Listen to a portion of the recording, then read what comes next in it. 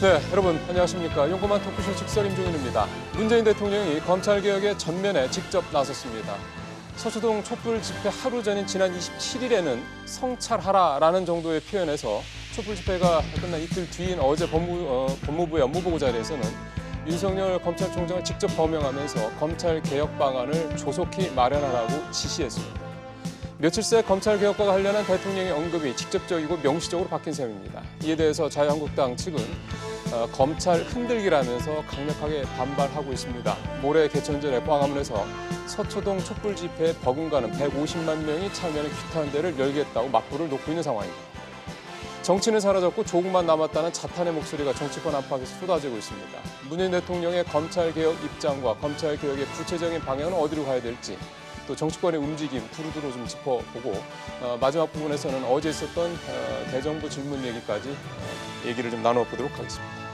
샵 3698 100원의 유료 문자로 여러분들 의견 받고 있습니다. 오늘 모신 세 분의 전문가분들 패널분들 소개해드리겠습니다. 제 오른쪽으로 김영주 전 더불어민주당 의원 모셨습니다. 어서 오십시오, 의원님. 안녕하세요. 예. 제 왼쪽으로 차재훈 부산가톨릭대 교수 나오셨습니다. 예, 안녕하세요. 마지막으로 공감과 논쟁 정책센터 장성철 소장 모셨습니다. 어서 오십시오, 소장님. 반갑습니다. 예. 영상부터 먼저 보겠습니다. 대통령이 검찰총장과 관련된 지시 내용이 담겨 있는 어제 법무부 업무보고 내용입니다. 먼저 보시죠. 청와대는 조국 법무부 장관의 첫 대통령 업무보고를 사후 전격 공개했습니다. 대통령의 검찰개혁 메시지는 더 분명해졌습니다. 검찰 개혁을 요구하는 국민의 목소리에 대해 검찰은 물론 법무부와 대통령도 겸허하게 받아들이고 부족했던 점을 반성해야 할 것입니다. 권력기관일수록 더 강한 민주적 통제를 받아야 합니다. 문 대통령은 법무부와 검찰이 함께 나서라면서도 검찰총장에 대한 지시 형식을 강조하면서 개혁을 주문했습니다. 검찰총장에게도 지시합니다. 국민으로부터 신뢰받는 권력기관이 될 수 있는 방안을 조속히 마련해 제시해 주길 바랍니다. 특히 문 대통령은 검찰권 행사 방식, 수사 관행, 조직 문화를 고쳐야 한다고 특정했습니다. 조 장관 수사 과정에서 제기된 피의 사실 공표, 별건 수사, 인권 침해 논란을 거듭 비판한 걸로 해석되는 대목입니다. 청와대 고위 관계자는 대통령 메시지는 윤 총장이 마땅히 해야 할 일을 하라는 취지라고 설명했습니다. 현재 검찰을 통제할 수 있는 건 인사권자인 대통령밖에 없는 만큼 촛불 집회를 통해 얻은 민심을 동력으로 검찰 개혁 속도를 높이겠다는 판단으로 보입니다. 예, 본격적으로 좀 얘기를 좀 들어가 보도록 하겠습니다. 대통령의 어제 앞서 리포트에서 여러분들께서도 이제 직접 대통령의 그 멘트까지 이제 들어보셨습니다만 주요 내용들 이제 들어보셨을 거고요. 이제 이 부분에 대해서 이 세 패널의 말씀을 좀 한 분 한 분 좀 들어봤으면 좋겠습니다. 우리 김 의원님부터 좀 여쭤볼까요? 네. 직접 이름도 거론하고 지시라는 표현도 직접 쓰고요. 네. 어떻게 좀 어제 해석을 하셨어요? 아무래도 이제 그 야당도 보고 있고 또 조국 장관의 가족과 본인에 대한 여러 가지 어떤 그 피해 사실이라든지 어떤 여러 가지가 들려 있는 상황 속에서 가급적이면 이제 객관적인 차원에서 어떤 검찰 개혁을 이끌어 가야 되겠다는 의지가 나왔는데 그 중에 핵심적인 이제 키워드는 민주적 통제 이런 얘기 같습니다. 예.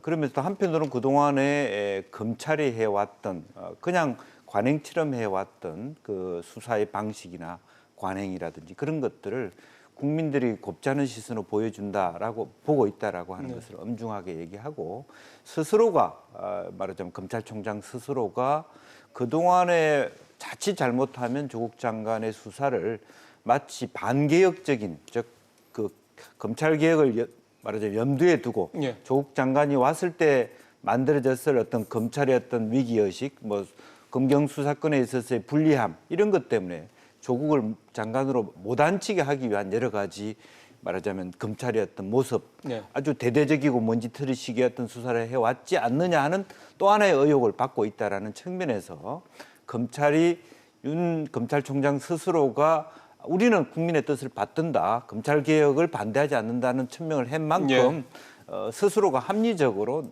자발적인 어떤 검찰개혁의 방향을 얘기를 하면 좋겠다. 물론 최종적인 그 검찰 개혁의 어떤 그 말하면 결정체는 국회일 것입니다. 아무래도 공수처나 법안이나 이제 그런 부분이 지금 있습니다만. 패스트트랙에 올라가 있는 거 말씀하시는 네네. 거죠?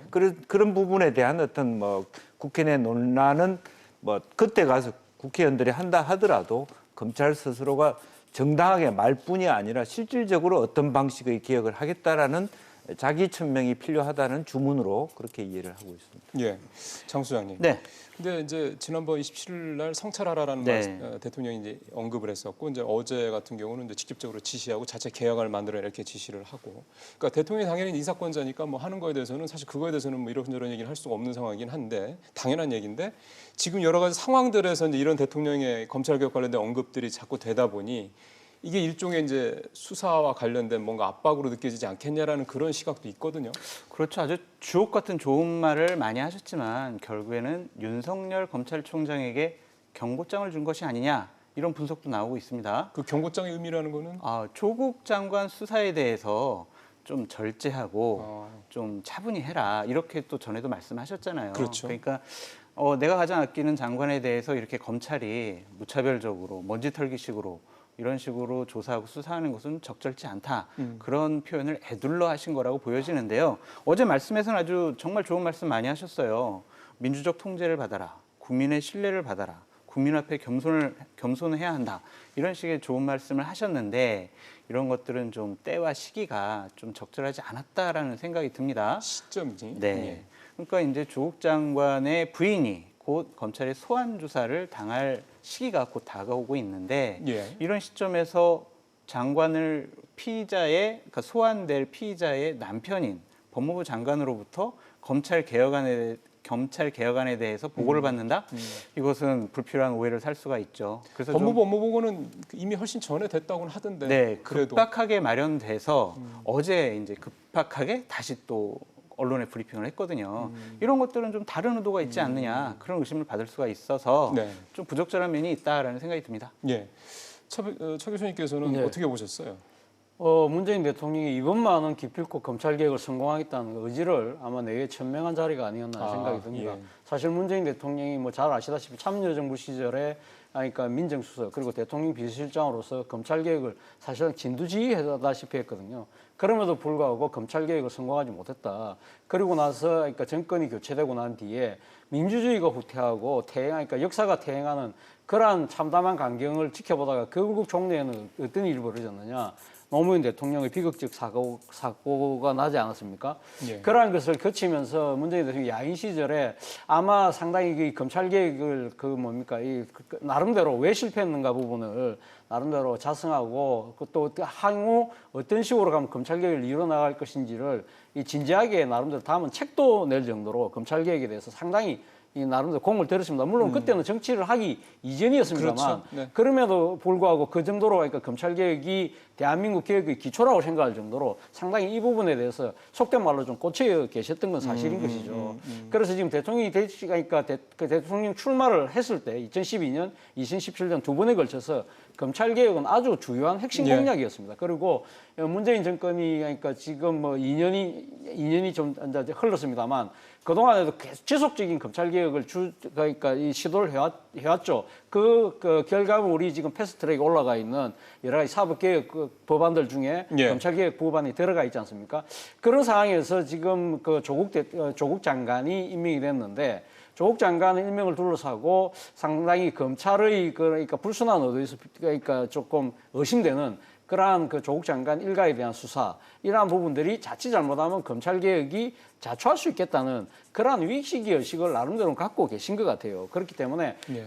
그러니까 조국 장관의 수사와는 별개로 검찰 개혁은 차질 없이 그러니까 속도감 있게 좀 진행돼야 예. 된다는 이야기를 어제 아마 이야기를 강조를 한 것 같습니다. 예.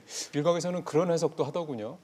분위기가 갑자기 대통령 대 쉽게 생각하면 청와대 대 검찰 이렇게 맞대결 구도 비슷하게 분위기가 가니까 그런 차원에서 어제 대통령의 발언 중에서도 이제 그 인사권은 이제 대통령이 갖고 있다. 이 부분을 또 명확하게 하고 또 검찰은 이제 행정기관 중에 하나다라는 얘기도 하는 걸 보면 이 구도로 자꾸 분위기가 가는 걸 차단하기 위한 어떤 그런 좀 강력한 그런 언급이 아니냐 이런 해석도 나오더군요. 이제 계속 그 청와대나 대통령 입장에서도 이것이 자꾸 진영간의 논리 속에 그렇죠. 그 청와대가 갇히는 부분도 있고요.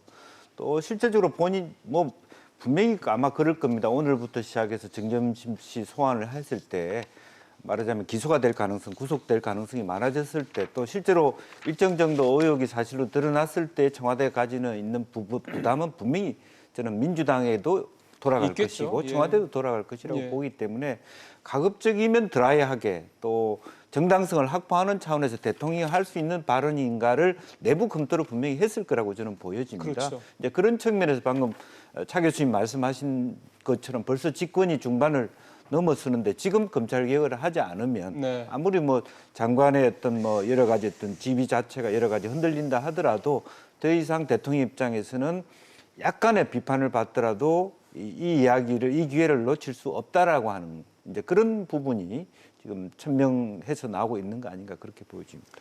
예, 어제 이제 대통령이 이 언급이 나오고 난 다음에 이제 언론 보도 내용을 보니까 대검찰 쪽에 관계자를 이제 거명을 하면서 이제 대통령의 지시 의도에 대해서 먼저 좀 파악을 해야 된다라는 게 검찰의 입장이다. 그런 얘기가 나왔더군요. 그래서 그리고 또 그래야지 또 대통령이 요구한 이 자체 개혁안 이거를 이제 어떻게 짤지에 대해서도 이제 검찰이 어떻게 보면은 이제 가이드라인을 이제 가늠자를 찾을 수 있을 테고 장 소장님. 네. 대통령의 지시 의도에 대해서 뭔지 좀 파악을 먼저 해야 되겠다. 이 언급을 보면은 그 대통령의 언급에 대한 검찰 개혁에 대한 대통령의 의지를 검찰이 못 읽고 있다 이렇게 봐야 되는 겁니까? 당황스러워한다고 봐야 될 것 당황스럽다 쪽으로 같아요. 봐야 된다? 네, 왜냐하면 검찰 개혁안 같은 경우에는 이미 국회에 상정이 돼 있습니다. 그렇죠. 패스트트랙에 다 올라가 그것들이 이제 있죠. 국회에서 진행되면 되는데 과연 검찰에게 당신들 행사 방식, 수사 관행, 예. 그다음에 조직 문화 이것을 개편해라라고 하는 주장이잖아요. 대통령께서의 지시사항은.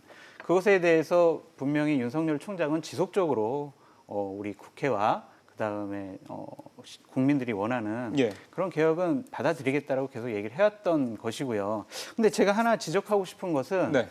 지난 2년 4개월 동안 검찰 개혁을 뭘 했는지 저는 정말 의문을 제기하고 싶어요. 왜냐하면 문재인 대통령 가장 힘이 세실 때였고요. 문재인 대통령이 임명한 박상기 법무부 장관이 있었고요.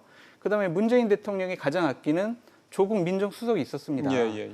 이 세 분이 2년 4개월 동안 검찰 개혁은 뭘 했는지 왜 지금 와서야 검찰을 저렇게 압박을 하고 너희들 왜 개혁 안 하냐 이런 식으로 거리에 있는 군중들까지 동원을 해서 압박을 하는 것은 다른 불순한 의도가 있다라고 의심하지 않을 수가 없어요. 군중등을 동원했다는 말씀은 뭐예요? 시민들, 그러니까 지난 토요일에 서초동 촛불 집회를 네, 그걸 동원했다고 얘기합니다. 말씀하시는 거고요. 예, 알겠습니다.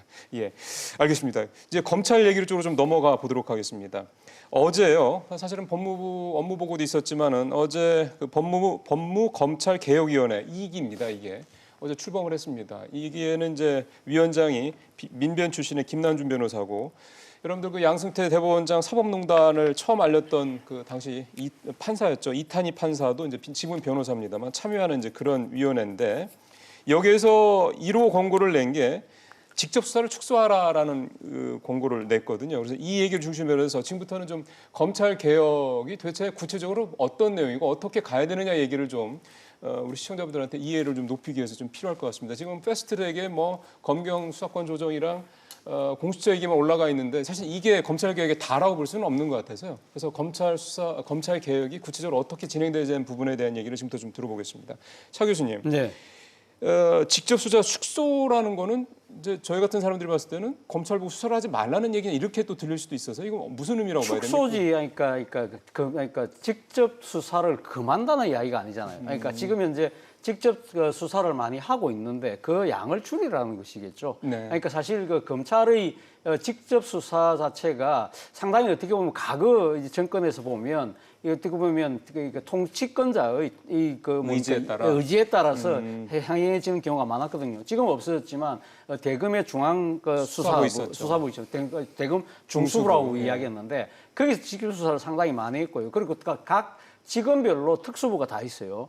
특수부들이 이제 특수부 검사들이 주로 하는 것들이 이제 직접 수사를 하죠. 그러니까 검찰에 가면 형사부도 있지만 형사부는 주로 경찰에서 했던 수사들이 이첩되어서 넘어오는 걸 하고 보통 특수부는 이제 바로 검찰이 직접 판단해서. 그러니까 범죄 정보를 입수해서 바로 경찰을 패싱하고 바로 직접 수사를 하는 경우가 많은 거거든요.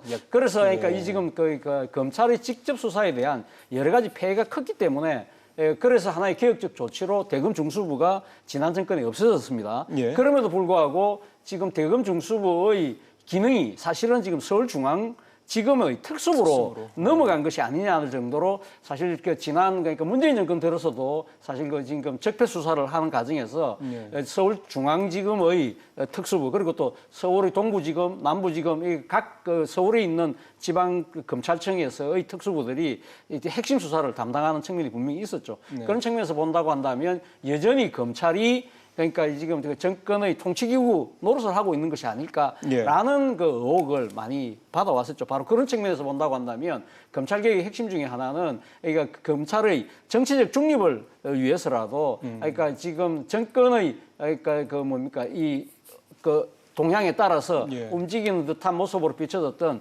직접 수사는 축소해야 된다는 것이 아마 첫 번째 과제로 떠오른 것 같습니다.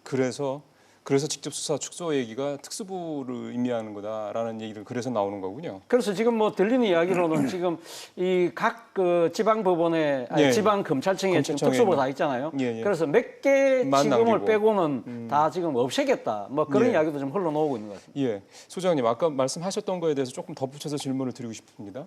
2년 반 가까이 됐는데 검찰개혁이 이루어진 게 뭐가 있느냐라는 부분에 관련해서 사실은 일각에서 특히 이제 그 민주당 금태섭 의원이라든가 일부 일부 의원이라든가 이런 분들 얘기하는 거, 법조계에 있는 분들 얘기를 들어보면 검찰의 힘을 이렇게 특히 이제 이 검찰의 특수부의 힘을 이렇게 키운 건 결국은 뭐 이를테면 적폐 수사라든가 뭐 이런 관련된 어떻게 보면 지금 정부가 아니냐라는 지적도 있거든요. 네.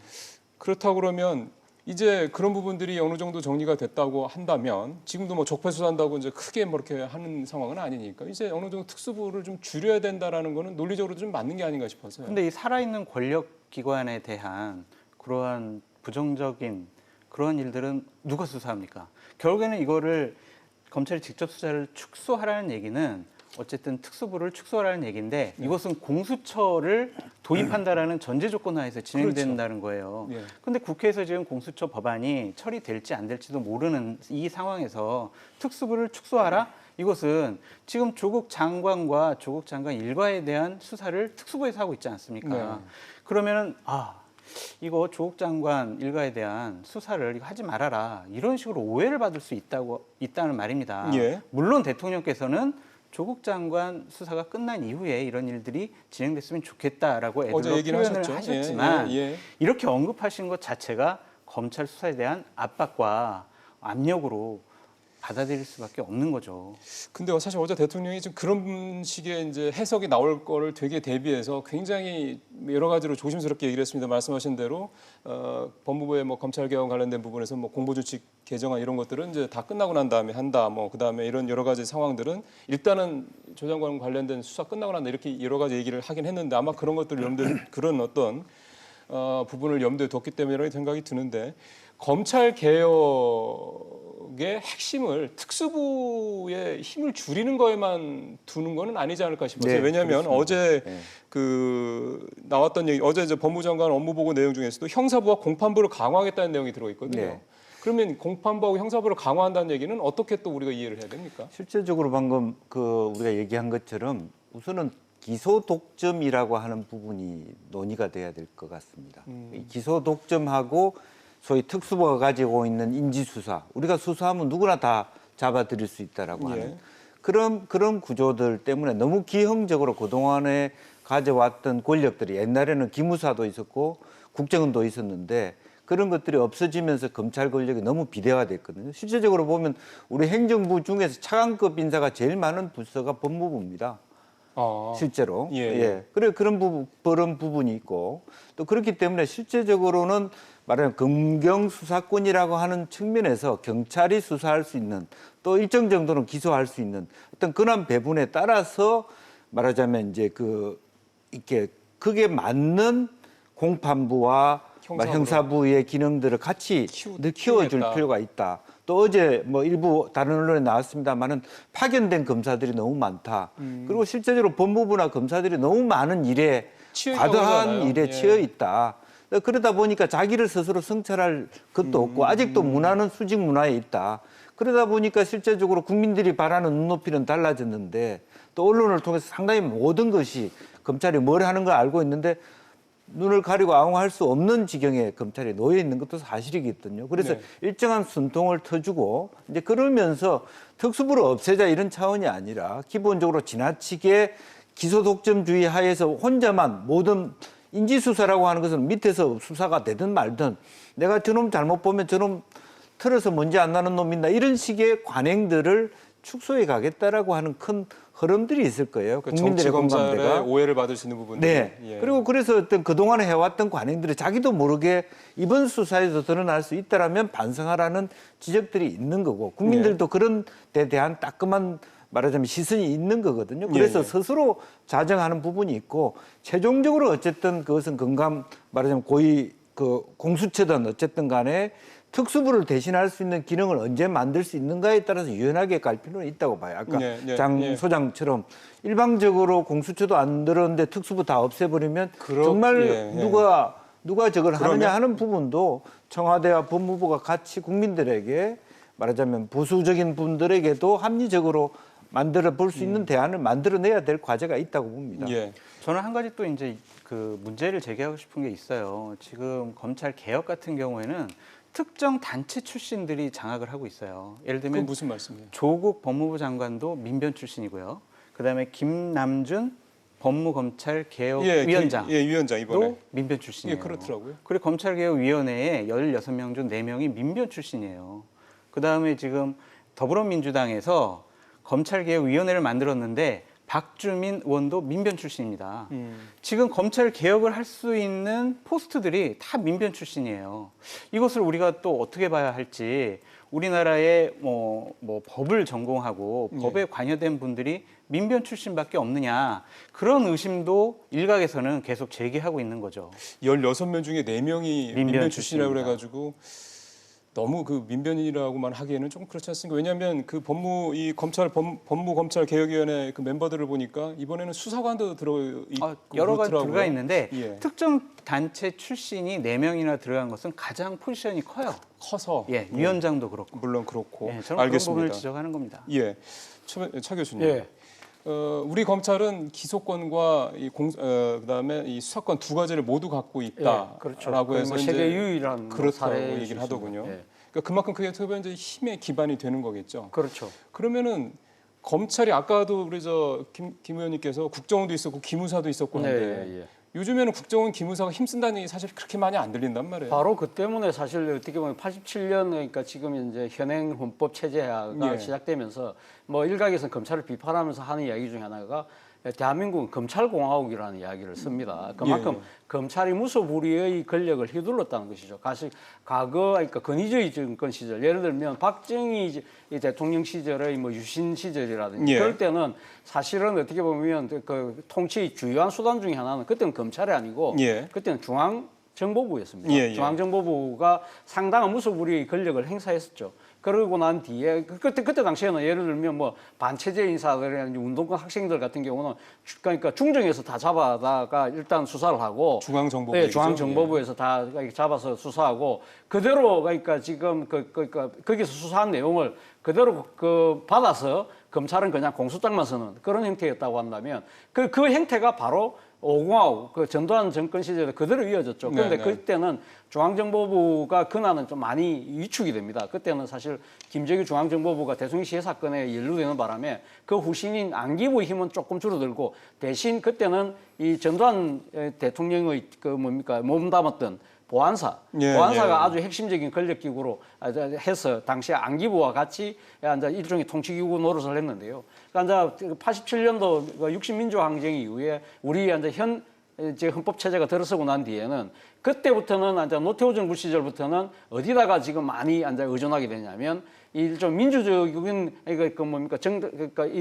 이 헌법적 테두리 안에서 만들어져 있는 검찰에다가 검찰에다. 상당히 많이 의존하는 셈이 됐던 것이죠. 그러면서 당시 검찰이 바로 그 이전만 하더라도 공안본부가 사실 검찰의 최고의 핵심 기관이었거든요. 그런데 그 노태우 정권 들어서면서부터는 특수부가 이제 제1 우선순위 부서가 되면서 당시 이 그때 법무부 장관이 법의 지배를 내세웠던 김기춘 법무부 장관이었고요. 그걸 통해서 사실 이 지금 현재 우리가 민주화 이후에 한 30년을 넘게 흘러오고 있습니다만은 그러면서 검찰의 힘이 거의 통제 불능의 수준까지 치달았던 측면이 있는 것이죠. 예, 뭐 이 세 분 모두 오늘 모신 세 분 모두 다 특정 어떤 기관의 힘이 너무 세져서 무소불위의 소위 말하는 이제 권력을 휘두른다. 이 부분에 대해서는 동의하시는 분들은 없으실 겁니다. 그러면 한 각각 그러면 검찰 개혁이 어떤 식으로 이루어져야 될지에 대한 세 분의 생각을 좀 한 말씀 들었으면 좋겠거든요. 우리 장소장님부터 먼저 하시겠습니까? 시간이 많지는 네, 않습니다. 간단히 말씀드릴게요. 검찰 개혁의 핵심 요체는요, 권력과 정치로부터의 중립, 독립입니다.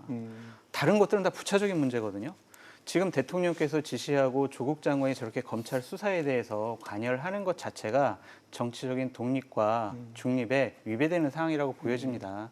검찰은 그냥 수사하게 내버려 두면 돼요. 제도적인 개혁은 국회에서 하게 하고 국회에서 하면 되는 것이고요. 그러니까 너무 과도하게 검찰 수사에 대해서 개입하지 않았으면 좋겠다라는 생각이 듭니다. 그러면 공수처하고 검경수사권 조정만 돼도 패스트트랙에 올라가 있는 것만 돼도 지금의 검찰의 어떤 그런 관행들은 많이 싸그라들 수 있다. 수사 관행이나 이런 것들도요. 그렇죠. 많이 바뀌어질 수가 있고요. 법령이 바뀌지 않은 시행령과 내규로 바꿀 수 있는 부분들은 이제 이 제2위원회에서 하겠다고 했으니까 그걸 지켜보면 되겠죠. 알겠습니다. 네. 우리 김 의원님께서는 어떻게 가야 된다고 보세요? 사실은 이제 뭐 제도적인 측면에서는 국회가 맡을 텐데 아직도 이제 가급 관행, 뭐 수직적인 조직 문화, 그건 어쩔 수 없습니다만 그렇죠. 일체화한다라고 하는 부분을 어떻게 민주사회 속에서 국민들의 눈높이에 맞춰갈 것이냐 하는 개혁 과제이고요. 그래서 한편으로는 검찰이 독립성과 또 자부심을 가지고 일할 수 있도록 여러 가지 정치권이 도와줘야 될 측면이 하나 있고, 그러면 또 검찰 스스로도 그동안 자기가 마땅히 해왔던 부분도 국민들이 이 부분을 과하게 느끼고 하는 것을 스스로 내부적인 검사들, 평검사들이 스스로가 자정할 수 있도록 그렇게 하고, 또 하나는 지금 법사위가 문제입니다, 사실은. 왜요? 전체적으로 다 말하자면 자유한국당은 공안검사 출신, 민주당은 민변 출신으로 다 그 출신들의 국회의원들이 거의 다 이해관계에 있습니다. 예를 들어서 로비스트법만 하더라도 외국에는 말하자면 알선할 수 있는 것이 자유로워요. 우리나라는 전부 다 법사위의 90%가 변호사, 검사 출신으로 되어 있기 때문에 그 직업만 할 수 있도록 되어 있는 것도 있거든요. 앞으로 나아가서는 검찰 법무개혁뿐만 아니라 실제로 법사위 기능 자체도 다시 한번 생각해 봐야 될 때가 되었다, 저는 그렇게 생각이 듭니다. 그러니까 좀 그런 부분들 때문에 약간 무슨 일만 나면 다 검찰에 가서 뭐 그 판결을 해달라, 거의 네. 그러니까 이게 진위를 파악해달라 이런 식으로 좀 우리가 그래서 검찰공화국이라는 말도 나오고 있는 거군요. 단순히 검찰 개혁만 해야 되는 문제가 아닌가 생각도 좀 문득 드네요. 우리 차 교수님께서는 어떤 방법이 좀 저는 필요하다고 보세요? 검찰 개혁에서 두 가지 포인트에서 보고 싶은데요. 첫 번째는 정치적 중립입니다. 그러니까 많은 분들이 정치적 중립과 정치적 독립을 조금 헷갈려서 생각을 하시는 것 같은데, 정치적 독립이 아니고 저는 중립을 이야기하는데요. 정치적 독립이라는 건 말 그대로 정치권으로부터 전혀 간섭을 받지 않는 것이죠. 그것은 말이 안 되는 것이죠. 그러니까 어제 대통령께서 이야기했지만 검찰은 행정부의 한 기관이거든요. 그렇다고 한다면 이 지금 검찰은 누구로부터 통제를 받았냐? 앞서 말씀하신 것처럼 민주적 통제를, 그러니까 국민으로부터 정당한 권력을 위임받았던 선출된 권력의 그러니까 통제를 받아야 된다는 것이죠. 그렇다고 한다면 그러니까 이 검찰을 그러니까 이 다른 정치적인 편견에 없이 검찰권을 마음대로 행사를 하더라도 그것이 그러니까 법과 제도를 넘어가서는 안 되는 식으로 그럼 유일하게 통제할 수 있는 기관이 있어야 되는데, 그 기관은 바로 법무부죠. 대통령이 법무부 장관을 임명하고 그걸 통해서 그러니까 검찰에 대한 민주적 통제는 있어야 된다. 그렇기 때문에 정치적 독립처럼 해서 마음대로 무소불위의 권력을 행사할 수 있도록 그러니까 방임해서는 안 된다. 그런 측면이 분명히 있는 거고, 또 하나는 인권 존중인 것이죠. 그러니까 그동안 검찰이 사실 과거 이 권위주의 정권 시절을 비롯해서 많이 수사 관행이 개선되었다고 하지만 사실 어떻게 보면 수사 편의를 위한, 그러니까 이 국민들의 인권 보호보다는 자신들의 수사 편의, 또 자신들의 권력을 좀 더 확대하고 유지하는데 더 많은 이쪽으로 그러니까 지금 그러니까 이 초점을 맞추다 보니까 그동안에 피의자들의 인권이 상당히 무시되어 왔다. 최근에 뭐 조국 장관 자택에 대한 압수수색 네. 그 이후에 조국 장관이 그런 이야기를 하지 않았습니까? 일반 피의자들이 그러니까 강제 수사를 당하는 심정을 알겠다고 그랬는데요. 그랬죠. 예. 그러한 부분들이 일반 국민들은 상당히 그 부분에 대해서 상당히 좀 그동안에 참 맺힌 감정들이 많은 부분들이 있거든요. 그런 부분들에 있어서 수사 관행을 상당히 인권을 존중하는 쪽으로 어떻게 만들어 나갈 것이냐. 거기에 뭐 해당되는 것이 예를 들면 피의사실 공표 문제도 있는 것이고요. 그렇겠죠. 그것도 직접 수사의 문제도 있는 것이고 예. 그런 두 가지 측면에서 검찰 개혁이 이루어져야 되지 않을까 하는 생각이 듭니다. 예. 잠깐 한 말씀 드려도 되나요? 예, 시간 뭐 많지 예, 않습니다만. 차 교수님께서 말씀하신 것 중에 제가 두 가지 포인트에서 말씀드리고 싶은데 예. 검찰도 법무부의 통제를 받아야 된다. 그 기관으로부터 통제를 받아야 된다고 말씀을 하셨는데 법무부가요. 조국 장관이 처음 임명되자마자 한 일은 자 윤석열 총장을 배제한 다른 특별 수사위원회를 만들어가지고 조국 장관에 대한 수사를 하자라고 이런 일들을 했어요. 자기 장관을 보호하기 위해서. 그런 법무부의 자의적인 권력 행사에 대해선 그럼 누가 통제를 해야 되는 건지 여쭙고 싶고요. 법무부는 결국은 내각의 일원이니까 네. 대통령이 하면 되는 거 아닙니까? 청와대에서 하면 되는 거 아닙니까? 근데 대통령께서도 조국 장관을 보호하려는 조국 장관 수사에 대해서 절제라 성찰해라 이러면서 검찰을 압박하는 그런 모양새가 있잖아요. 네, 그런 것들에 대해서는 그럼 누가 그럼 통제를 해야 되는 것인지 여쭙고 싶고요. 네. 또 하나는 뭐 인권 얘기를 하면서 조국 장관이 그 압수수색 당한 것에 대해서 얘기를 하셨는데 네. 현직 법무부 장관입니다. 법무부 장관의 부인이고요. 그분들의 압수수색을 하는데 어떤 인권 침해가 있었을지 저는 그건 이해할 수가 없어요.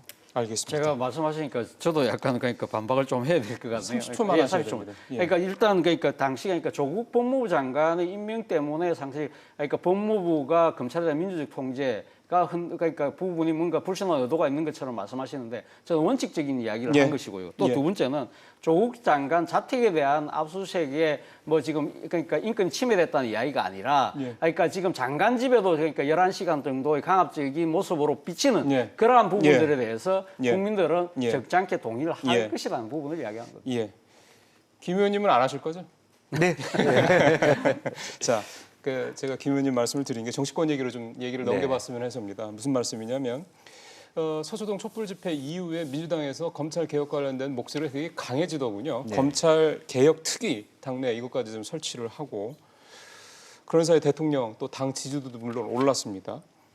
뭔가 좀 민주당 입장에서는 이런 분위기를 좀 타고 검찰 개혁도 검찰 개혁이고 그 다음에 뭐 이를테면 내년 총선이나 등등등 이렇게 조금 더 롱텀으로 뭔가를 보겠다는 의도가 숨겨져 있는 게 아니냐 이런 해석도 좀 있는데 어떻게 보세요? 뭐 그런 부분은 뭐 솔직히 얘기하면 여는 여대로 야는 야대로 총선의 시기가 빠삐 돌아가기 시작하기 때문에 아마 마음이 바쁠 겁니다. 이제 그런 면에서 솔직히 그 여당이나 야당이 다 자유롭지 못한데 그렇죠. 현재 민심을 보면 솔직하게는 여야 모두에게 경고를 주고 있어요. 여에게만 유리한 그 얘기를 하고 있지는 않습니다. 그래서 그 말하자면 그 민주당도 사실은 검찰 개혁을 생각하는 국민들의 열망을 조국의 수호로 잘못 해석하면 큰일 나고요. 또 한편으로는 예를 들어 검찰 개혁에 대한 부분에 대해서 너무 조국 파면 이야기를 하다 보면 반개혁적인 대상으로 찍혔을 때 자유한국당이 받을 수 있는 피해도 상당히 저는 크다고 생각합니다. 그래서 정치권 나름대로는 총선을 앞두고 그것을 가지고 자기에게 이루한 방식으로 전략을 짤 거라고 생각이 되는데 그럼에도 불구하고 국민들은 그렇게 쉽게 마음을 주고 싶지는 않은 것 같습니다. 왜냐하면 부동층이 늘어나는 것만 봐도 그런데 맞아요. 이제 중요한 사실은 지난 주말에 있었던 집회가 숫자를 떠나가지고 실제적으로 주최자들이 생각하지 못했던 예상하지 못했던 자발적 참여가 뭐 일부는 동원도 있었겠죠. 나름대로 뭔가 열심히 하겠다는 지지자들도 있었을 텐데 제가 그림을 보니까 어쨌든 뭐 자녀를 데리고 온 뭐 분들이나 지방에서 또 올라오신 분들은 그만큼의 적폐의 대상이 되었던 검찰의 모습들이 그대로 드러난 건 사실이거든요. 그래서 이것을 정치권이 굉장히 드라이하게 해석해야지 아전인수 기억으로 해석해서는 안 된다는 게 제 생각입니다. 자유한국당, 자한당에서는 이제 광화문에서 모레입니다. 3일날 개천절 때 150만 명이 결집하는 규탄대를 열겠다 이렇게 이제 맞불을 놨거든요. 소장님, 뭐 지금 우리 김 의원님 말씀대로 뭐 숫자가 사실 중요한 건 아닌 것 같고 결국은 이제 자한당은 맞불 작전으로 이제 가겠다는 의도여서요. 이게 이제 과연 얼마나 효과를 낼 것이냐를 좀 짚어봐야 되지 않을까 싶어요. 상당히 우려스러운 부분입니다. 그 민주주의는 대의 정치잖아요. 근데 지금 거리 정치로 가고 있어요. 그러니까 각 세력들이 네. 여야를 떠나서 각 세력들이 지금 거리에 나온 지지층의 숫자를 갖고 사법 절차의 정당성을 판단한다? 이것은 상당히 우려스럽습니다. 이것은 정말 자칫 잘못하면 중우 정치가 될 수 있고요. 민주주의 커다란 위기가 될 수 있다고 보여지는데 대통령께서는 말씀하셨죠. 우리 정말 거리에서 검찰 개혁에 국민들의 목소리가 아주 크다는 것을 그런 열망을 느꼈다라고 얘기를 하셨는데 만약 10월 3일 날 예. 토요일 날 서초동에서 모인 그 인원보다 훨씬 더 많은 인원들이 나와서 조국을 뭐 구속시켜라 아니면은 문재인 정권 퇴진해라 그렇게 목소리가 크게 나오면 그것도 그럼 국민의 목소리로 받아들이실 건지 그러지 않을까요? 그러지 않을까요? 네. 그러니까 이런 것들이 거리에 나오는 목소리를 갖고 이 정치인들이 그걸 이용한다? 이것은 상당히 우려스러운 일이고요. 예. 아까 우리 김영주 의원께서 말씀하신 것처럼 이것은 자칫 잘못하면 상당히 정치권이 아주 그냥 네. 스스로의 정당성, 역할, 존재 가치 이런 것들이 부정당할 수 있다라는 생각이 듭니다. 예. 이미 뭐 정치권에 대한 국민들의 신뢰도는 뭐 어느 조사를 보니까 23%밖에 안 된다는 얘기도 나오는 판이니까 사실은 뭐 더 떨어질 게 있겠냐 이렇게 생각할 수 있겠지만 그러니 끌어올려야 되는 건데 지금 분위기는 그런 분위기는 아니라는 거죠. 네. 근데 그런 생각이 듭니다. 지금 정치권에서는 뭐 당연히 그거를 이제 선거도 앞두고 있으니 자기들한테 유리하게 해석하라는 건 어떻게 보면 당연한 얘기고요.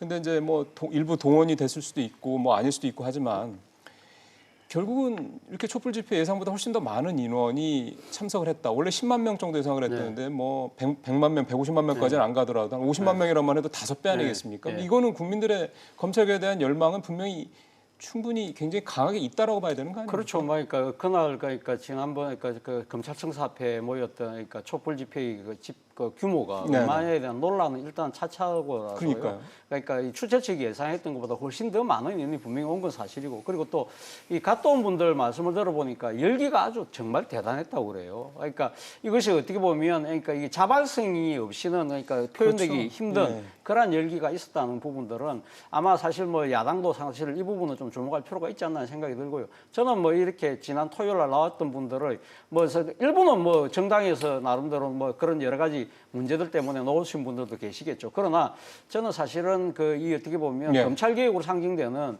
이 지금 우리 그러니까 이 시대적 뭐 사명이라고 할 수 있는 총체적 개혁이 좌절될 수 있는 위기에 대한 절박감이 상당히 많은 시민들을 그러니까 지금 이 검찰청사 앞으로 모이게 만든 것이 아닐까 예. 생각이 듭니다. 예. 그런 측면에서 보면 상당히 긍정적인 측면도 있지만 앞서 뭐 두 분이 말씀하셨지만 저는 이런 식으로 그러니까 지금 그 거리에서 광장에서 모여서 뭔가 정치적인 뭐 목소리를 내는 건 좋지만 그걸 통해서 모든 것을 해결하겠다는 방식 자체는 저는 상당히 잘못됐다는 생각이 예. 듭니다. 예. 예를 들면 지금 이제 이런 모습들 만약에 10월 3일 날 이 강화문에서 자유한국당이 집회를 통해서 예. 더 많은 숫자를 모으고 이런 식으로 계속 세대결로 나간다고 한다면 이거는 진짜 대한민국의 그러니까 지금 대의기관인 국회의 역할 자체가 완전히 지금 도외시되는 그런 상황이 되는 것이고 무엇보다도 국민적 대립과 갈등이 더 심화될 글쎄요. 수밖에 없는 상황이지 않습니까? 예. 그리고 특히 이 대한민국 정치의 현 수준 자체를 어떻게 보면 30년 이전으로 후퇴시킬 수도 있다는 겁니다. 1987년에 그러니까 앞서 제가 이야기했던 그 직선제가 도입이 됐지 않습니까? 그때 당시 이 대통령 선거 처음 벌어졌을 때 제일 먼저 많은 사람을 모았던 사람이 김영삼 후보입니다. 김영삼 후보가 부산 수영만에서 100만 명 모았다고 그랬거든요. 그때도 숫자 가지고 이제 그러니까 경쟁했죠. 바로 이어서 김대중 후보가 보람의 병원에서 200만 모았다고 그랬어요. 그러니까 마지막에 노태우 후보가 이 여의도에서 200만 플러스 알파를 모았다고 했어요. 아 플러스 알파 거기서도 나오셨죠. 예, 거기서도 나왔죠. 그러니까 뭐 그런 식으로 그런데 문제는 그렇게 해서 그때 이 선거 끝나고 난 뒤에 말 그대로 지역주의에 대한민국 정치가 발목이 잡혔지 않습니까? 이런 식으로 그때는 사실 또 이해되는 측면이 예. 있어요. 대통령 선거고 그리고 여론조사가 네. 제대로 없었고 예. 소위 말하는 지금 SNS가 없었어요. 그런데 지금은 그렇지 않지 않습니까? 이런 식으로 장애 세대결하는 이러한 모습은 말 그대로 태행적인 역사다는 측면에서 좀 자제할 필요는 있다는 생각이 듭니다. 사실은 그렇습니다. 자꾸 숫자 가지고 뭔가 자기들의 세를 과시하려고 하는 이런 모습 자체가 사실 낡은 모습이긴 하죠. 그 대정부 질문 들어가기 전에 요 질문을 하나 좀 하고 가야 될 것 같습니다. 오늘 이제 한겨레 신문에 이제 일면에 났던 기사인데요. 윤석열 검찰총장이 조국 전 민정수석의 이제 장관 임명 이틀 전에요. 청와대 연락을 해서 장관 임명을 하게 되면은 본인이 사퇴할 수밖에 없다 이렇게 얘기를 했다라고 이제 오늘 아침에 신문에 보도가 나왔습니다. 사실 여부를 떠나서 이제 이 부분에 대해서는 이제 한번 좀 짚어볼 필요가 있지 않을까라는 생각 좀 들고요. 왜냐하면 이제 이 윤 총장의 그렇게 돼서 사퇴할 수밖에 없다라고 이제 얘기를 했던 내용들을 좀 들어보면은 만약에 이제 이렇게 문제가 많은 조국 전 수석이 장관이 되면은 이제 우리가 수사를 해야 될 텐데 수사를 하는 과정에서 여러 가지로 좀 어려운 점이 있을 수 있다라는 그런 얘기들을 하면서 이제 사퇴를 할 수도 있다라고 얘기를 했다라는 겁니다. 그냥 이걸 뚝 잘라가지고 되면 나 사퇴할 거야 이런 식으로 이렇게 해석을 하면 안 되는 문제고요. 좀 더 행간의 뜻을 좀 읽어봐야 될 필요가 있겠습니다. 이 부분에 대한 얘기를 세 분 말씀을 한 말씀쯤 듣고 얘기를 좀 국회로 넘어가도록 하겠습니다. 우리 김 의원님 먼저 하시겠습니다. 우선 뭐 첫 번째로 그 검찰이 보기에 조국 장관 당신은 후보겠죠. 예. 후보와 후보 가족들의 여러 가지 의혹과 비리가 충분히 검찰이 증거를 갖고 있다라고 하는 어떤 메시지. 그렇기 때문에 사실은 이 조국 장관을 장관 네. 후보로 혹은 장관 임명하는 것을 안 했으면 좋겠다. 결과적으로는 그렇죠. 법무부와 검찰의 싸움이 불가피하다라고 하는 어떤 측면을 하나 볼 수 있고요. 네. 또 두 번째는 실제적으로 이 부분이 결국 조국 장관을 향한 수사를 하게 되면 지금 어디까지 가고 있냐면 당시 민정수석으로 있을 때의 비리까지 올라가게 되고 있습니다.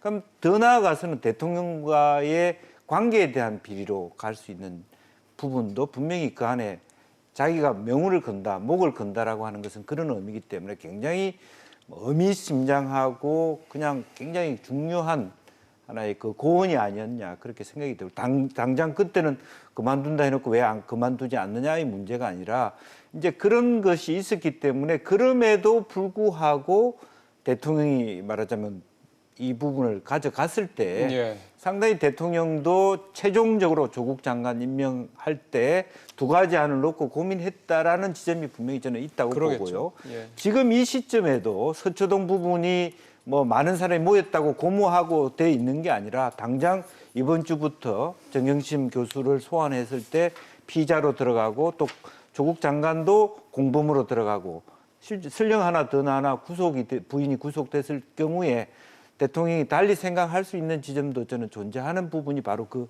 시점에 예. 말하자면 잠재력으로 쌓여 있다 저는 그렇게 생각합니다. 예. 장 소장님 먼저 네. 얘기하시겠습니까? 흠집내기죠. 그러니까 윤석열 총장의 흠집내기라고 보여지고요. 사실 저런 얘기가 소문으로 다 파다하게 정치권에는 있었다고요? 돌아다녔었어요. 그래서 저거를 실질적으로 저렇게 얘기하신 거는 상당히 큰 용기가 있는 거라고 생각이 들고 저렇게 박홍구 의원이 얘기하기 전에 그 27일 날 주말에 있었던 촛불 집회 때 네. 우리 저 더불어민주당 의원 중에 이 의원이 한 분이 윤석열 총장 거취도 결정을 해야 된다 이런 식으로 중진들이 지금 압박을 그런 했거든요. 얘기를 좀 했다고 네. 그러거든요. 예. 그런 거 보면은 이제 윤석열 총장에 대한 그 부담감에 대해서 상당히 좀 이 정권 차원에서 좀 내치고 싶은 것이 아니냐 그런 의도의 차원의 흠집내기다라고 그래서 저는 사퇴서를 보여지고요. 자꾸 이렇게 흘리는 게 아니냐. 네. 저는 상당히 이것도 박근혜 정권의 데자부예요. 왜냐하면 박근혜 정권 때요 김석수 감찰관이 있었거든요. 예, 근데 예. 그분이 이제 우병우 수석의 비리에 대해서 검찰에 고발을 했었어요. 그랬는데 대통령과 대통령 홍보 수석 이 청와대에서 뭐라고 그랬냐면 이 사람은 정말 국기문란을 한 사람이다.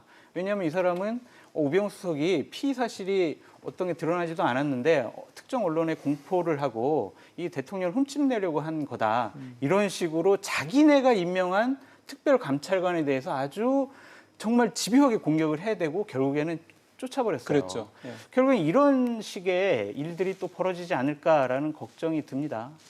알겠습니다. 차 교수님은요? 예, 저는 뭐 이 사실 지금 이 보도가 과연 맞는지 안 맞는지를 먼저 따져볼 필요가 있다. 일단 검찰은 예. 아니라고 하긴 했습니다. 지금 그러니까 어제 박원건 의원이 그러니까 대정부 질문에서 물어봤을 때 이낙연 총리가 뭐라고 답변을 했냐면 확인해 드리기 어려운 걸 이해해 달라고 이야기를 했어요. 아니면 아니다. 뭐 아니면 맞으면 맞다고 이야기를 해야 되는데 확인해 드리기 어려운 걸 이해해 달라. 상당한 이유를 남겼어요. 자, 근데 지금 그 이후에 지금 나온 보도를 보면 상당히 정황이 구체적입니다. 그러니까 지금 그 조국 장관 관련된 의혹이 심각하다. 대통령에게 전달해달라. 임명되면 예. 내가 사퇴할 수밖에 없다. 그 이야기를 했다는 겁니다. 바로 그 때문에 지금 보도에 보면 그 이전에는 그 청와대에서 조국 장관에 대한 임명을 안 하려고 생각하고 있다가 이 소위 말해서 그러니까 이제 이 법무부 장관의 강할 감독을 받아야 될 이 검찰총장이 그러니까 임명권자에게 대해서 일종의 그러니까 자신이 그러니까 지금 그러니까 임명을 하라 말하는 식의 예. 뭐 그런 어떻게 보면 이 상당히 그 일좀 항명하는 듯한 모습으로 비친 그렇죠. 부분에 대해서 그 청와대에서 기류가 바뀌면서 조국 장관을 임명했다. 이것이 사실이라고 한다면 청와대가 이렇게 있으면 안 되죠. 이 부분은 그 검찰에서도 이야기했잖아요. 그게 사실 없다고 이야기하면서 부하가 임명권자에게 누구를 임명하라고 말한다는 게 말이 되지 않는다고 검찰도 어저께 이 사실을 부인하면서 이미 이야기를 했어요. 만약에 이것이 사실이라고 한다면 윤석열 총장에 대해서 어떤 식으로든 책임을 물어야죠. 이거는 지금 누가 봐도 말이 안 되는 항명이죠. 항명이지 않습니까? 예. 그런데 만약에 이것이 사실이 아니라고 한다면 청와대가 이 부분에 대해서는 아니라고 분명히 선을 그어줘야 되죠. 지금 검찰에서는 하는 이야기가 김종원 민정수석한테 이야기했다는데 김종원 민정수석은 검찰 출신이 아닙니다. 감사원 출신이거든요. 출신이죠. 그렇기 때문에 윤석열 총장은 김종원 수석을 전혀 잘 알지도 못하는 사람한테 어떻게 이야기했냐고 검찰이 이렇게 이야기할 정도라고 한다면 이 사안에 대해서 지금 이렇게 서로 공방을 지켜볼 것이 아니라 이 부분에 대해서는 맞다 틀리다 맞으면 맞는 만큼 그거에 대한 조치를 취하고 아니면 아니라고 빨리 이 부분을 정리할 필요가 있다. 오히려, 괜히 지금 그러니까 예. 야권에서 오해하듯이 지금 검찰에 대한 터무니없는 공격으로 그 공격받을 소지도 있잖아요. 그러니까 오히려 그냥 가만히 있으면 있을수록 정말로 흔들기가 되는 식으로 해석될 수 그렇죠. 있는 여지가 있으니 그리고 그런 부분들이 상당히 전체적으로 국가적 이익에는 결코 도움이 되지 않는다는 겁니다. 예, 뭐 그래서 검찰은 보도 내용 뭐 부인은 뭐 당연히 했고요. 수사에 영향을 미치려는 뭐 정치권의 모략이다 이런 얘기까지 좀 꺼내놓긴 했습니다. 근데 어쨌든 아까 우리 저 장 소장님도 얘기했지만 민주당 입장에서 봤을 때는 윤 총장의 어떤 지름 이런 어떤 또 윤 총장을 중심으로 한 이 검찰의 어떤 이런 모습들이 굉장히 공격적인 이런 뭐 수사나 이런 모습들이 굉장히 부담스러워하는 거는 이번 사태를 보성해도 충분히 좀 알 수 있다 이렇게 볼 수 있는 그렇죠. 거고요. 근데 되게 이 집권당인 더불어민주당이 이율 배반적인 행동이에요. 네. 왜냐하면 윤석열 총장 그 인사청문회 때 이 사람이야말로 검찰 개혁의 화신다라고 얼마나 칭찬을 많이 했습니까? 그런데 지금 와서 조국 장관 수사한다라는 것만 갖고 지금 적폐 세력으로 몰아가고 있는 이 행태가 예. 정말 집권 여당으로서는 바람직한 자세가 아니다라고 말씀드리고 싶습니다. 예. 자, 세 분 이 부분에 대한까지를 좀 들어봤습니다. 사실 이거는 뭐 좀 우리 차 교수님 말씀대로 좀 청와대에서든 뭐 공식적으로 확인한 내용이 아니기 때문에 저희가 여기서 이 얘기를 가지고 계속해서 더 들어가는 거 결국 의혹에 의혹을 더 하는 내용이 될 듯해서 이 정도 정리를 하겠습니다. 이제 저희 오늘 이제 마지막으로 좀 다룰 부분은 이제 국회 얘기입니다. 어제 대정부 질문이 있었습니다. 어제는 경제 분야 대정부 질문이 있었고요. 제가 좀 어제 나왔던 그 대정부 질문 내용의 좀 주요 내용들을 좀 정리된 걸 보니까 김광림 자유한국당 의원이 이제는 관치 주도의 경제 구조를 경제 어떤 정책을 이제 내려놓고 민간 중심의 시장 경제로 대전환해야 된다. 이게 이제 이른바 민부론이죠. 이거를 주장을 했고요. 이해운 바른미래당 의원이 이제 분양가 상한제 이거 왜 하느냐, 건설 경기 죽인다, 가뜩이나 경기도 안 좋은데 이제 이 얘기를 좀 했고요. 홍남기 부총리가 어제 일본 수출 기자 관련해서 좀 차근차근 준비하고 있다, 이런 대응하고 있다, 이런 얘기도 좀 있었습니다. 물론 뭐 정치권의 공방이 또 있었죠. 어제 대정부 질문 얘기를 좀 간단하게 좀 세 분한테 좀 말씀을 좀 듣고 오늘 또 교육사회 분야 질문이 있거든요. 여기는 좀 시끄러웠거나 좀 뜨거울 수 있을 것 같습니다. 왜냐하면 조 장관 가족의 자녀의 그 입시 관련된 의혹들이 좀 여러 개가 있기 때문에 그렇습니다. 그래서 어제 대정부 질문에 대한 간단한 정리, 그다음에 오늘 대정부 질문에 대한 좀 예상, 이렇게 오늘 세 분 말씀을 좀 차례로 듣도록 하겠습니다. 우리 김 의원님 하시겠습니까? 예, 우선 뭐 그 첫날부터 정치 분야부터 경제 분야, 이제 사회문화 분야로 나아가게 될 텐데 대정부 질문에 대한 국민의 어떤 피로감과 회의론이 굉장히 높을 수밖에 없다라고 생각이 들고요. 좀 더 깊이 있게 정책적으로 경제 상황이라든지 또 정치 상황에 대해서 질문하고 대안을 만들어가는 대정부 질의가 아니라 면박 주기식의 맞습니다. 대정부 질의, 또 뭐 민부론이 맞다 안 맞다를 떠나서 소득 주도 성장이 실패했다라고 하는 이념적 대결의 장으로 변질되고 있다는 것, 또 질의자는 바뀌지만 질의 내용은 거의 반복적으로 돌아가고 있다라고 그렇더라고요. 하는 것에서 벗어나지 못하고 예. 항상 대정부 질의 때 비판받는 게 의원들이 자리에 있지 않다라고 하는 부분들도 또 마찬가지거든요. 네. 그런데 우리나라도 이제는 대정부 질의 방식에 대해서도 고민할 때가 됐고, 또 실제적으로 좀 더 국민들의 특히 경제 분야는 국민들의 어떤 어려움들을 정책적 대안을 통해서 이끌어내서 서로 간에 여야를 떠나서 경제 위기에 어떻게 극복하냐. 물론 어제 홍남기 부총리는 경제 위기 아니다. 또 일본에서도 잘 적응하고 있다. 일본 규제에 대해서도 일본 그런 말씀을 좋죠. 하셨습니다만은 조금 더 그런 만큼만 정치 분야가 아닌 부분만큼이라도 조금 더 여야가 힘을 모으는 모습을 대정부 보여야 지지 된다. 속에서 좀 보여줬어야 되지 않나 생각이 듭니다. 오늘 그 교육 사회 분야는 좀 훨씬 더 뜨겁겠죠? 첨예하지 않을까 싶어요. 뭐 네. 교육 문제에 대해서는 교육 제도 자체에 대한 문제를 얘기해야 되는데 뭐 특목고든 어쨌든 뭐 네. 말하자면 편중됐거나 또 뭐 일부 계층이 특혜를 받을 수 있는 것을 제도적으로 어떻게 고쳐 나갈까에 돼야 되는데 그렇지 않고 누구의 자식이 뭐 누구의 아들이 뭐 무슨 빌린 거는 맞냐 안 맞냐 하는 개인 의원들 그러다 보면 국민들이 생각할 때 국회의원 전부 다 그렇게 말하자면 틀어보면 비위가 있을 거라고 하는 상상력을 주게 되는 오히려 말하자면 은발에 오줌 누기식의 그런 대응이 되지 않을까 그렇게 걱정이 됩니다. 예. 그 문희상 국회의장이 어제 그 여야 그 교수단체 3당 대표들을 모아놓고 이제 그 국회의원 자녀들 입시 비리 관련된 전수조사하는 부분을 이제 논의를 했다고 그러는데 물론 여러 가지 논 중에 그 중에 하나가 그거였는데 결국은 합의가 안 됐다고 그러더군요. 사실 그렇게 좀 국민들 입장에서 봤을 때는 그래 너네들도 한번 조사해보자. 검찰이 이렇게 조국 장관 가족에 대해서 하는 것처럼 다 해봐야 되는 거 아니냐 이렇게 생각하시는 분들도 계실 텐데 어쨌든 그런 얘기들은 또 쏙 들어간 거 보면 사실 정치권이 욕을 안 먹을 수 없는 상황이 좀 계속되고 있는 건 분명한 것 같습니다. 우리 장 소장님 쪽으로 얘기 넘어가 보죠.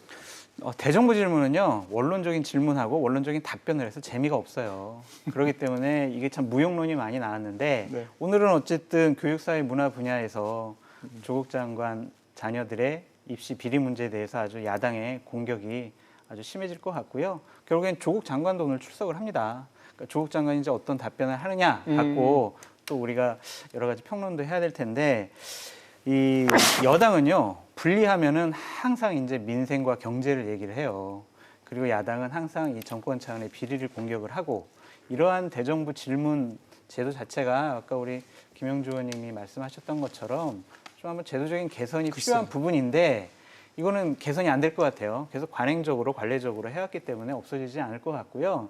근데 하지만 원론적이라도 정말 국가의 백년 대계, 경제, 사회, 문화, 교육 이런 분야에 대해서 좀 체계적으로 그러니까요. 여야가 머리를 맞대고 걱정하는 모습을 국민들에게 비춰주면 좋지 않을까라는 생각이 듭니다. 예, 그러니까 입시 비리, 입시 의혹과 관련된 부분은 어차피 검찰 수사 중이니까 거기에 대해서 국회의원들이 뭐 감내나 배너나 해봤자 의미 없는 거 아닙니까? 그러니까 그런 네. 얘기하지 말고 국민들이 가장 분노했던 이 입시 과정의 불공정 문제라든가 네. 뭐 소위 말하는 스펙 품앗이라든가 상류층들 이런 부분들을 어떻게 제도적으로 막을 거냐 이런 얘기들이 대정부 질문에서 좀 나눠줘야지 영향가가 있는 건데 그러기엔 별로 또 기대하기 시간- 힘들겠죠? 네, 그러기엔 또 시간도 짧고요. 어쨌든 정쟁의 하나의 수단이 됐다. 그렇게 말씀드립니다. 알겠습니다. 예, 마지막으로 차 교수님은요? 예, 뭐 지금 사실 뭐 대정부 질문의 유용성 논란에 대해서는 상당히 오래됐습니다. 오래됐는데 그럼에도 불구하고 어제 경제 분야 대정부 질문이 이처럼 언론에 작게 취급되는 경우도 상당히 드물지 않았나 생각이 듭니다. 사실은 저도 기사 찾기 힘들었습니다. 예, 그만큼 그러니까 이 소위 말해서 이 조국 대전 때문에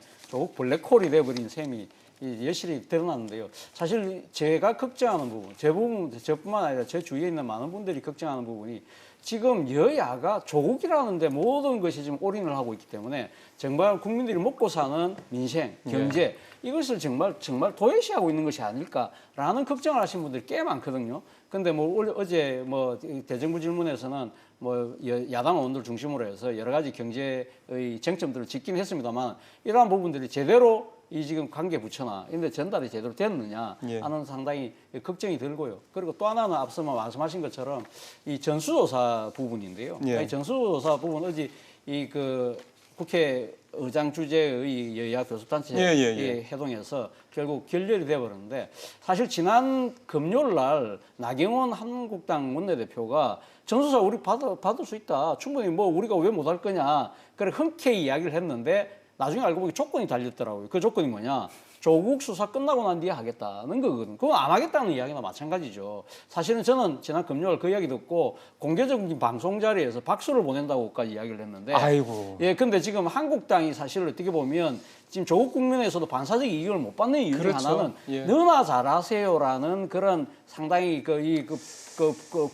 국민들의 그 시각이 예. 있는 것이거든요. 그렇다고 한다면 오히려 차제에 이런 걸 좀 더 적극적으로 전수조사를 해서 우리도 털건 털겠다는 의지를 보여주는 것이 오히려 더 나은 투쟁의 방식이 아닐까 생각이 듭니다. 예.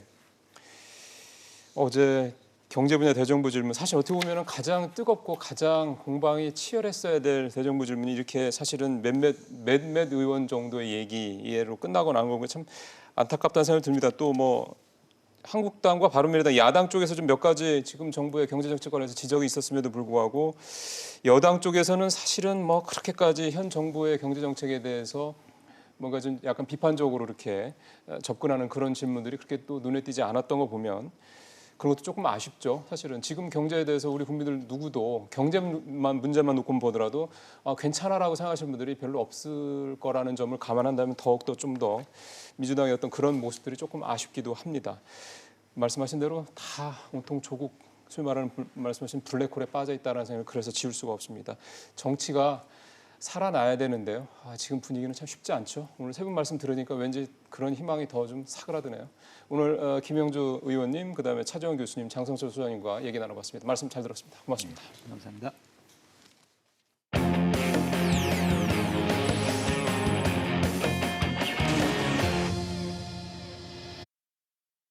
예, 이르면 오늘 조 장관의 부인이죠. 정경심 동양대 교수에 대한 소환 조사가 이루어질 것으로 점쳐지고 있습니다. 정 씨는 어제도 일부 신문의 보도가 사실과 다르다면서 SNS를 통해서 반박하는 입장을 내놓게 됐습니다. 세상 돌아가는 소식 이슈 따라잡기 잠시 후에 김수민 평론가와 얘기 나눠보겠습니다. 조국 법무부 장관 딸의 서울대 공익인권법센터 허위 인턴 의혹과 관련해 일부 언론은 조 장관 딸이 검찰 조사에서 집에서 인턴 활동을 했다는 취지의 진술을 했다고 보도했습니다. 인터넷으로 자료 조사를 하는 등 자택에서 인턴 활동을 했다는 겁니다. 2주간의 인턴 활동 기간이 미국 대학 진학에 활용되는 AP 시험 기간과 겹친다는 의혹도 제기됐습니다. 조 장관의 부인 정경심 씨는 자신의 SNS를 통해 강하게 반박했습니다. 정 씨는 딸의 인턴 활동과 관련해 일부 언론에 보도된 내용이 사실이 아니라고 주장하면서 답변을 하지 않는다고 해서 그 내용을 사실로 단정해서는 안 된다. 또 침묵한다고 보도가 진실이라는 뜻은 아니라고 덧붙였습니다. 검찰은 정경심 씨 측과 소환 일정을 막판 조율 중인 것으로 알려졌습니다. 사모펀드 핵심 관계자인 조 장관의 오촌 조카가 구속기한 만료로 이번 주 목요일 기소될 예정이어서 그 전에 정 씨 조사가 필요한 만큼 이르면 오늘 정 씨가 소환될 가능성도 있습니다. 검찰은 앞서 정 씨가 공직자가 아니라서 소환 일정을 사전에 공개하지 않겠다고 밝혔습니다. 예, 김수민 평론가 나오겠습니다. 어서 오십시오. 네, 반갑습니다. 특히 사모펀드 의혹 관련된 이제 핵심 키로 거론된 사람이 이제 조국 장관의 오촌 조카 조범동 씨인데 네. 지금 이제 구속이 돼 있죠. 이 양반의 구속 기한이 이제 오늘 1일이니까 모레군요. 이제 3일이군요. 3일에 끝난다고 그래서 이제 이것과 정경심 교수의 소환 시기를 이렇게 맞물려서들 많이 보던데 왜 그렇게 이제 얘기가 나오는 걸까요? 일단 조범동 씨의 구속 기간이 만료가 되기 전에 기소를 할 것입니다. 조범동 씨에 대해서 정경심 교수는 이미 기소가 되어 있는 상태고요. 예. 그래서 이제 기소를 해야지 한 6개월 정도 더 구속 기한이 길어지는 그런 것이기 때문에 아주 자연스러운 흐름이 될 테고 글쎄요, 저는 그 정경심 교수 소환은 이미 하려고 하면 더 전에도 할 수 있었던 문제이기 때문에 네, 이번에 뭐 조범동 씨 문제하고 꼭 관련이 있다기보다는 지금 할 때가 돼서 한 것이고 지난주에 또 자택에 대한 압수수색을 했었죠. 예, 그렇기 때문에 지금 검찰에서 맞춰놓은 여러 가지 그림 속에서 정경심 교수라고 하는 마지막 키가 필요한 것으로 보이고 사실은 이제 지난주에 이번 주 초에 소환될 것이다라는 얘기가 나왔었고 심지어는 월요일 소환 얘기도 나왔습니다만 어쨌든 월요일 소환은 없는 것으로 드러났습니다. 화요일, 수요일, 오늘, 내일 중으로 금명간에 소환이 될 가능성이 굉장히 높아 보입니다. 24일 날 압수수색이 있었거든요. 네. 보통 이제 압수수색이 이렇게 벌어지고 나면은 그리 멀지 않은 시간에 보통 소환 조사가 이루어지고 그리고 난 다음에 이제 영장을 청구를 하고 그다음에 법원에서 실질 심사 들어가고 보통 이런 식의 우리 국민들께서도 시청자분들께서도 이제 그런 어떤 프로세스를 되게 이제 익숙하게 생각을 하실 텐데 24일 날 압수수색하고 난 이후에 아직까지도 그렇고요. 또 심지어는 28일 날 그 서초동 촛불 집회 난 이후에는 검찰의 어떤 소환이 빨라질 것이다 그런 보도도 되게 많이 나왔는데 네. 아직도 뭐 그런 건 없는 것 같고요. 일단은 뭐 아직 지금쯤이면은 주초라고 분류할 수 있기 때문에 뭐 되게 늦어지고 있다라고 보기는 어려울 것 같습니다. 예, 알겠습니다. 정경심 교수가 제출했던 그 동양대 표창장, 총장 표창장의 사진 파일에서 속성 정보가 사라졌다 이렇게 이제 어제부터 기사가 네. 나오고 있습니다.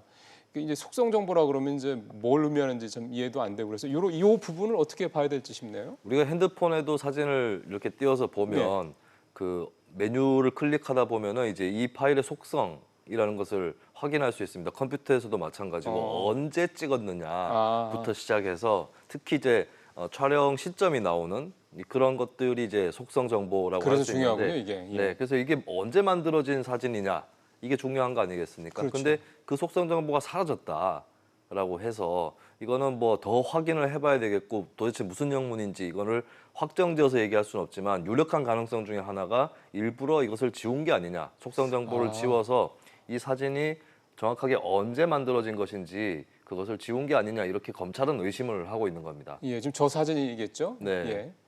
그러면은 속성 정보가 중요하다라는 거는 거기에 사진을 언제 찍었느냐라는 시기가 중요하다라는 말씀을 하셨는데, 근데 사진은 사실 저게 한참 뭐 예를 들면 이제 검찰의 의혹대로 이제 위조가 됐을 때 꼭 그때 사진을 찍었을 거라는 보장은 또 없는 게 아닌가 싶은 생각도 들어서 저 시기가 왜 자꾸 검찰에서나 이렇게 중요하게 생각하는지는 이해가 안 돼서요. 네, 그 실제로 그 동양대에서 표창을 받게 된 그 연수 프로그램에 참여를 하고 나서 나중에라도 이제 위조를 하려고 하면 나중에라도 할 수 있는 거 아니겠습니까? 그렇죠. 예, 그렇다면 그 시기 언제 만들어진 거냐? 그 이후에 만들었다는 그런 것들을 걸, 포함해서 이제 표창장의 사진 촬영 시기라든지 이런 것들이 좀 중요한 근거가 되는데 하필이면 그것이 이제 파일 속성 정보에서 없어졌다라고 하는 것이죠. 그게 이제 기술적으로 도 가능한 거군요. 네. 사진은 그대로 있어도 속성 정보는 사라지게 하는. 네. 오래간만에 동양대 최성해 총장 얘기를 좀 해보죠. 이분 관련된 기사들이 그래도 꾸준히 나오더군요. 근데 네. 대부분 부정적인 내용들이 많았습니다. 대학 수료도 가짜다, 뭐 박사학위도 뭐 이를테면은 실제 박사가 아니라 명예 박사 등등등 해가지고 뭐 여러 가지 얘기들이 나왔는데 최성해 총장 관련된 이런 내용들이 왜 이렇게 의미가 있게 봐야 되는 겁니까? 일단은 그 조국 장관 부부라든지 또 유시민 전 장관이나 김두관 의원과의 통화 논란 이후에 최성해는 어떤 사람인가라는 쪽으로 이제 포커스가 집중이 되면서 학력을 위조한 것이 아니냐라는 의혹이 나왔고요. 몇 가지가 이제 사실로 확인이 됐습니다. 일단은 이제 단국대 관련한 부분은 단국대 수료했다 이런 식으로 프로필에 써놓긴 했지만 사실 오늘 공개된 이제 뭐 언론과의 병상 인터뷰 지금 대상포진 때문에 병원에 입원해 있는 것인데 최 총장도 인정을 했어요. 단국대에서 제적을 당했다라고 인정을 했고 대신에 다른 주장을 했는데 3학년 자격으로 이제 편입을 했다 해외 대학교에 그게 워싱턴 침례신학대학교. 네.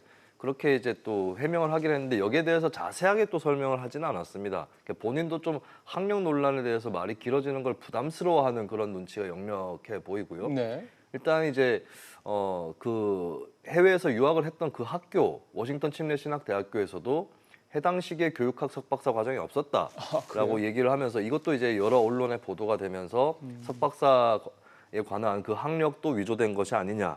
그 얘기가 또 나오고 있는 거죠. 근데 저게 최성해 총장이 동양대 총장이 되는 것과 그 자격의 그러니까 총장이 되는 자격의 문제가 되는 겁니까? 저게 만약에 이제 거짓이라고 드러나면? 뭐 총장이야 어떤 사람이든 할 수도 있는 거겠지요. 그리고 이제 최성해 총장은 워낙에 뭐 장기 집권을 해왔던 그런 총장이기 때문에 동양대에서 입지가 굉장히 탄탄한 인물입니다. 뭐 누가 몰아내거나 하기는 대단히 어렵겠죠. 하지만 이제 교육부에 보면은 임원 취임 승인 요청 서류가 대학으로부터 제출이 되거든요. 임원으로 취임하는 이 사람에 대해서 이 승인해달라라고 하는. 근데 거기에 보면 이제 프로필이 적혀져 있는데 그 학력 내용이 거짓이라면 이것은 이제 업무 방해라든지 이쪽에 해당을 충분히 할 수 있는 거기 때문에 총장 자격이 박탈된다거나 이런 충분히 가능합니다. 그러면은 그거를 이제 교육부가 최성해 총장에 대해서 이제 뭐 이를테면 수사가 다 끝나고 난 뒤에 얘기겠죠. 지금 당장 하지는 않을 테니. 그런다면 네. 그럴 수 있는 여지는 충분히 있다. 그렇습니다. 예, 알겠습니다. 정치권 얘기로 좀 다시 넘어가 보겠습니다. 유승민 의원이 비상 행동을 출범을 했습니다. 네. 뭐 바로 그 옆방에서 손학규 대표가 이제 그 얘기를 듣고 굉장히 대노했다 또 이런 얘기도 어제 기사에서 좀 나오더군요. 그러니까 결국 이게 이제 정계 개편의 신호탄이 될 거냐 안 되냐 이게 사실 중요한 거잖아요. 네. 이게 정계 개편으로 이어질지 아니면 당내 투쟁에서의 어떤 고지를 점령하는 것인지 이거는 조금 더 두고 봐야 되겠습니다만 어쨌든 간에 지금 한 지붕 두 가족으로 다시 가고 있다라는 것은 확실해 보입니다.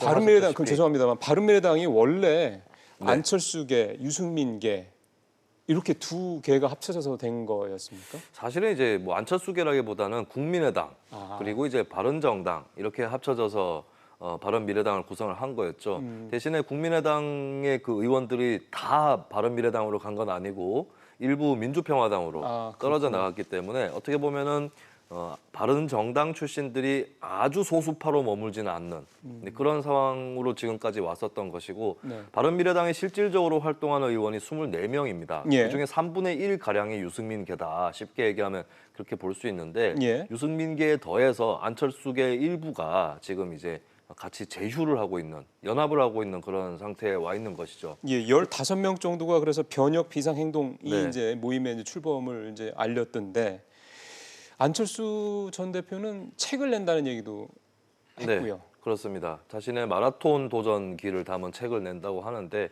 이것은 어떻게 보면 그 독일에 지금 유학을 가 있는 상태거든요. 네. 안철수 대표가 독일 정치인 중에서 오슈카 피셔라는 예전에 전 외무부 장관을 외무장관, 했었던 인물이 그 있습니다. 슈레더 총리 때죠. 그렇습니다. 네. 슈레더 총리 때 정록연정이라고 해서 슈레더 총리는 3인당 소속이었고 이제 이 피셔 피셔는 외무장관은 이제 녹색당 출신이었죠. 소속이었는데 예. 이것을 조금 벤치마킹한 것은 아닌가. 오슈카 피셔도 굉장히 이제 살이 많이 쪘다가 그것을 빼는 이혼도 당하고 이제 빼는 과정에서 마라톤을 했고 나는 달린다라는 유명한 책을 냈었거든요. 네. 그거하고 좀 흡사해 보이는데 어쨌든 뭐 정치적인 내용은 아닌 것 같고요. 책 내용을 제가 확인을 해보지는 못했지만 예. 네, 주로 달리기에 관한 마라톤에 관한 그런 내용이 담겨져 있는 것 같습니다. 근데 결국 그 책을 이 시기에 낸다라는 얘기는 이제 네. 이게 다시 이제 정계에 다시 이제 복귀하겠다는 신호가 아니냐 이런 해석들은 네. 많이 나오더군요. 보통 그렇게 책을 가지고 네. 하는 경우들이 많아서. 아마 안 전 대표가 당장에 정계로 복귀할 것 같지는 않습니다. 본인도 계속 국내 정치하고는 거리를 두어왔었고 발언도 삼가해 왔기 때문에 그리고 현재 타이밍에서 돌아온다고 해서 지금 문재인 정부 좀 흔들린다고 돌아오는가? 라는 당장의 뭐 세간에서의 평론도 나올 것이기 때문에 현재는 바람직한 타이밍은 안 전 대표 본인이 생각해도 아닐 것이고 근데 이제 본인이 이제 유학을 가고 한 1년 정도 지났기 때문에 그것을 이제 뭐 좀 개인적으로 뭐 조금 비정치적으로 결산하는 그런 책은 또 나올 수 있었지 않았을까 그렇게 추정을 해봅니다. 근데 사실은 이제 정치권에서 안철수 전 대표를 바라보는 시각이 저 양반이 언젠가는 복귀해서 뭔가 네.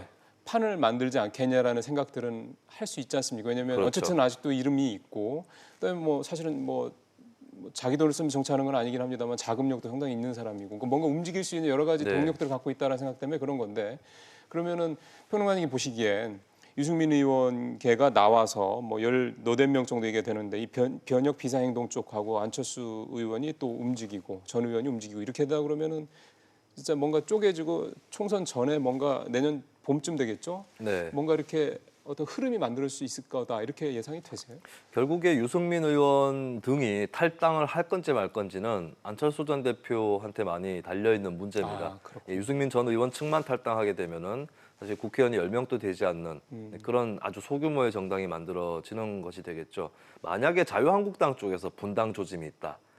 비박 대 친박이 분당이 된다. 이렇게 되면은 유승민 의원은 탈당하기 더 쉬워질 텐데 그게 아니라면 또다시 독자적인 정당을 만들어야 한다면 안철수 전 대표하고의 그 연합은 필수적인 것이 될 테죠. 근데 문제는 안철수 전 대표의 의중이 잘 확인이 되지 않는다는 아직도요? 겁니다. 네, 지금까지 바른미래당 내부에서 싸움이 있어 왔는데 패스트트랙 과정 때부터 보면은 안철수계 일부가 유승민계에 붙어서 당내 갈등을 촉발시키긴 했지만 패스트트랙을 막지는 못했었고 또 이제 패스트트랙 가동 그러게요. 이후에도 네. 그걸 되돌리거나 네. 하는 노력은 하지 않았거든요. 예. 그리고 결과적으로 손학규 대표도 퇴진하지 않고 지금까지 반년 가까이 임기를 계속 유지를 해왔습니다. 그런 상황이라고 했을 때는 이제 안 전 대표가 당내 갈등에서 딱히 어느 쪽에 손을 들어주지는 않았었다라고 종합을 해볼 수 있고 지금까지 나온 거에 뭐 그나마 나온 거는 자유한국당하고 통합하는 거는 반대다. 그렇죠. 이 정도 입장이기 때문에 예. 유승민 전 대표도 어떻게 보면 시간이 좀 지나고 안 전 대표가 계속해서 침묵을 하면 조금 답답한 입장이 되지 않을까 그렇게 또 보여집니다. 이제 역으로 손학규 대표 쪽 얘기를 좀 해보면 사실 손학규 대표도 뭐랄까요 조금 더 시야를 넓혀서 국민들 입장에서 봤을 때는 약속을 안 지킨 정치인이 이제 네. 사실 된 거잖아요. 뭐 예, 10% 추석 예. 때까지 10% 지지율 되지 그러니까요. 않으면 내려오겠다라고 했지만 예. 또 이제 책임을 반대파에 돌리면서 예. 좀 도와줬으면 내가 잘할 수 있었을 텐데 그러니까요. 네, 이렇게 또 얘기를 하는 거죠. 그 사실 손학규 대표에 대해서 많은 국민들이 갖고 계신 생각 중에 하나는 이분이 사실은 개혁적인 그런 어떤 정치인으로서 많이 알고 계시잖아요. 몇 년 전에는 이제 저녁 있는 삶이라는 되게 아주 네. 아주 굉장히 그 국민들 마음에 잘 와닿는 그런 표현을 써가면서 뭔가 좀 세상이 조금 더 사람들 살만한 세상으로 바뀌었으면 한다라는 얘기를 했던 분이고. 근데 지금 손학규 대표가 하고 있는 어떤 여러 가지 네. 모습들을 보면 구태 정치인들과 별로 다른 게 없지 않냐라는 네. 그 해석이 나올 수밖에 없습니다. 당권에 집착한다라는 인상은 그러니까요. 당연히 그것도 주는 그렇고. 것이고요. 그리고 한편으로 현재 전국을 보면 자유한국당도 그다지 치고 올라가고 있지 못하고 민주당에는 악재가 있고 이런 전국 아니겠습니까? 네. 그렇다면 바른미래당이 제3당으로서 당연히 지지율이 올라가야 되는데 별로 그렇지 않은 상황이거든요. 이것은 손학규 대표에 대한 책임론이 당연히 불거질 수밖에 글쎄요. 없는 그런 전국이라는 거를 보여주는 것이겠죠. 기껏해야 현재 이제 정의당하고 3, 4위전을 열심히 하고 있는 그런 것이 바른미래당의 현 주소거든요. 그렇다면 이제 유승민계 쪽에서는 우리가 탈당해서 신당 깃발을 꽂을 경우에 단숨에 바른미래당을 이길 수도 있다. 이렇게 또 판단을 할 수도 있는 거겠습니다. 그렇다면 이제 손학규 대표는 무엇을 믿고 글쎄요. 또 버티는가? 예. 또 다른 카드가 있죠. 손학규 대표는 유승민계가 나가면 나는 민주평화당이라든지 이쪽하고 손을 잡겠다. 이렇게 판단할 수 있는 겁니다. 사실 양쪽이 약속을 한 것이 있는 게 어떤 당과도 통합이나 연대하지 않겠다라고 손학규계와 유승민계가 지난 그 4월에 패스트트랙 되고 난 이후에 네. 합의문을 냈어요. 근데 유승민계가 만약에 탈당을 해버리면 이 약속은 다 깨졌다. 그렇다면 나는 민주평화당하고 손을 잡겠다. 이렇게 손학규 대표는 또 계산을 할 수가 있죠. 그래서 뭐 이를테면 이제 교수단체 이상의 네. 어떤 의원을 이제 확보를 해서 어쨌든 이제 내년 총선 때 조금 더 뭔가 힘을 모아서 좀 대응할 수 있겠다 이렇게 생각할 수도 있겠군요. 근데 앞서 설문조사 결과 잠깐 봤습니다만 저희가 지난주였나요? 저 우리 김평론 의원이랑 얘기했을 때랑 또 상황이 좀 바뀌었군요. 그러니까 민주당과 자한당과의 격차는 더 벌어졌고 그다음에 그 당시 또 하나 특징이 바른미래당이 3위로 올라오고 정의당이 4위로 떨어졌는데 다시 또 역전이 됐고요. 물론 뭐 퍼센트 차이는 얼마 안 되지만 결국은 계속 이 선에서 크게 뭐 벌어지지 않는 선에서 계속 이 선에서 왔다 갔다 하는 상황이 좀 계속되는 거군요. 지금 이 소위 말하는 조국 정국에서요. 네, 그렇습니다. 그리고 손학규 대표가 이 상황을 바꾸지 못하고 있다. 이것은 어찌됐든 사실이라고 봐야 되겠죠. 그러니까요. 정치가 사라진 상황에서 자꾸 이제 무당층 가들이 늘어나는 이런 부분들도 결국은 이제 국민들께서 뭔가 정치권에 이렇게 당신들 하면 안 된다라는 신호를 자꾸 주는 건데 오늘도 글쎄요 교육사회문화 분야 대정부 질문이 있는데 그건 얼마나 좀 국민들의 공감을 갈 만한 그런 질문들이 나올지 좀 걱정이 좀 됩니다. 말씀 잘 들었습니다. 예, 고맙습니다. 몇 가지 수치를 좀 말씀을 드리겠습니다. 지난해 기준 우리나라의 합계 출산율은 여러분들 잘 아시는 것처럼 0.98명입니다. 사실상 세계에서 가장 아이를 우리나라가 안 낳는 나라가 이미 됐습니다. 5년 정도 뒤 2025년에는요. 65세 이상 고령자가 전체 인구의 20%를 넘어서서 우리가 이제 초고령 사회로 가는데 세계에서 그 속도가 가장 빠릅니다. 이런 상황에서 기존 일자리의 57%가 사라질 것이라는 4차 산업혁명은 성큼성큼 다가오고 있습니다. 이른바 대전환기라고 할 수 있는데요. 뭔가 엄청난 게 다가오고 있는데 실체는 잘 모르겠고 그러니 어떻게 대응해야 될지 모르는 상황을 대전환기라고 칼 폴라니 교수는 얘기합니다. 과거 산업혁명과 같은 대전환기 때는 어쩔 수 없는 대세이니 받아들이라라는 식의 맹목적인 분위기가 사회를 지배했다고 합니다. 그러려니 뭐 어떻게 되겠지 하고 받아들일 것인지 아니면 의지를 가지고 뭔가 변화를 할 것인지 결국은 우리의 몫이라는 생각이 듭니다. 직설 마치겠습니다.